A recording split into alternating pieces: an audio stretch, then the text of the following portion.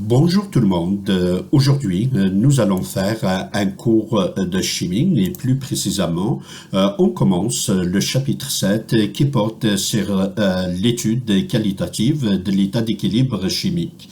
Avant de définir en quoi consiste l'équilibre chimique, il est important de vous rappeler certaines notions relatives à certaines caractéristiques des réactions chimiques que nous avons étudiées l'année passée et même au cours de cette année.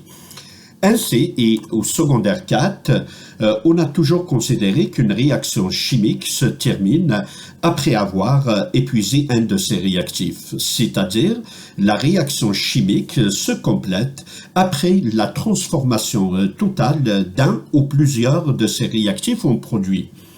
Ce type de transformation sont des réactions irréversibles. À l'exemple du magnésium qui réagit avec l'acide chlorhydrique pour former le dichlorure de magnésium et du dihydrogène gazeux.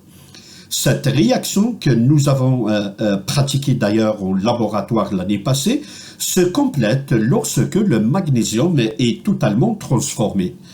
Il s'agit donc d'une réaction irréversible, car elle ne se réalise que dans un seul sens, soit des réactifs qui se transforment en produits. Il est important de vous mentionner qu'il existe d'autres types de réactions chimiques qui sont irréversibles et elles ne peuvent se dérouler que dans le sens direct, c'est-à-dire de gauche à droite, soit à partir des réactifs qui se transforment en produits. Par exemple, lors de la combustion du bois, celui-ci réagit avec le dioxygène de l'air pour produire d'abord de l'énergie et se transforme en cendre et en fumée, c'est-à-dire le CO2. La cendre et la fumée produite ne peuvent pas réagir pour reformer à nouveau le bois. Il s'agit donc d'une réaction irréversible. De la même manière, la décomposition des aliments lors de la digestion chimique que nous avons vu au secondaire 3 est un autre exemple d'une réaction chimique qui ne peut être inversée.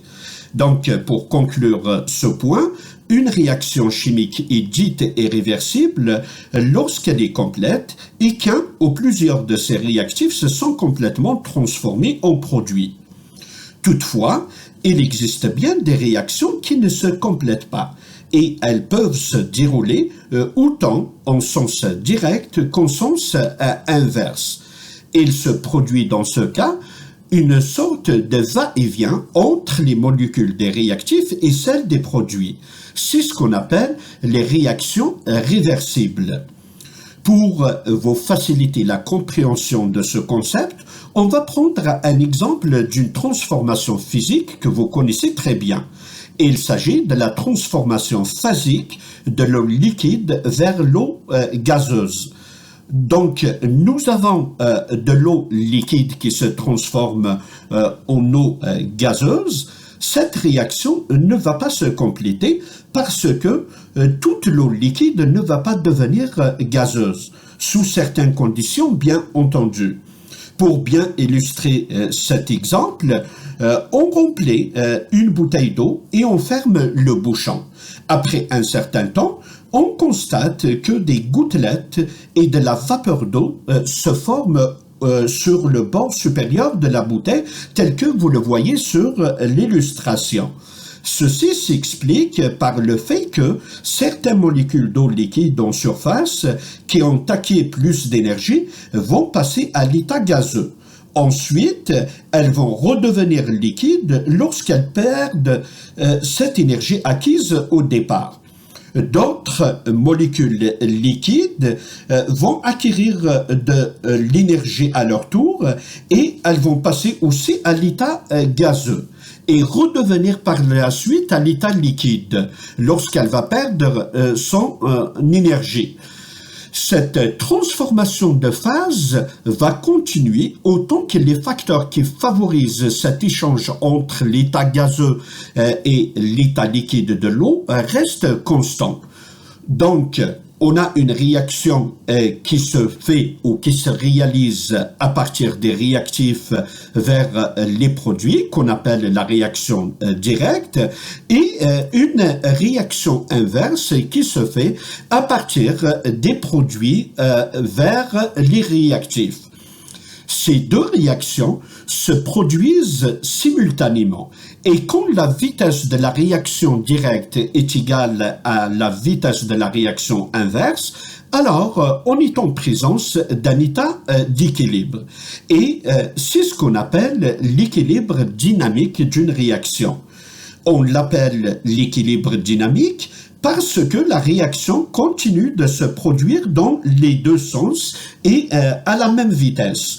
Donc, il y a en réalité un échange perpétuel, c'est-à-dire continuellement entre les réactifs et les produits impliqués.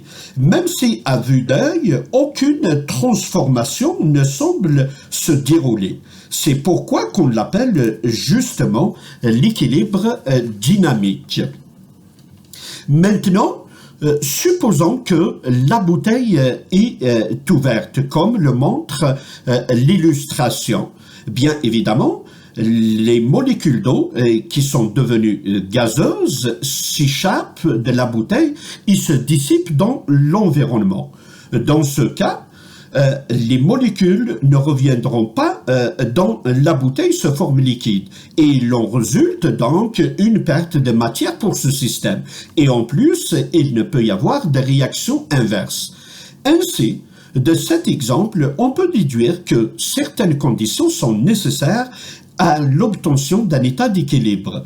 Plus exactement, 3 conditions sont d'une nécessité absolue pour qu'un équilibre soit atteint.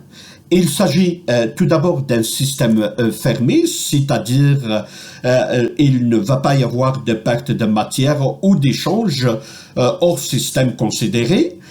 Ensuite, la deuxième condition, la réaction doit être réversible, c'est-à-dire que la réaction inverse soit possible, d'où l'importance de la présence simultanée de tous les produits et réactifs. Et enfin, les propriétés macroscopiques doivent être constantes. Par propriétés macroscopiques, on entend les propriétés qu'on peut voir et qu'on peut mesurer, à savoir la température, le volume, la pression, la couleur, le pH et la concentration.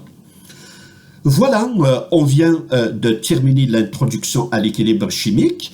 Maintenant, je vous demande de faire les exercices de la section 7.1 de votre cahier d'activité et je vous remercie pour votre attention.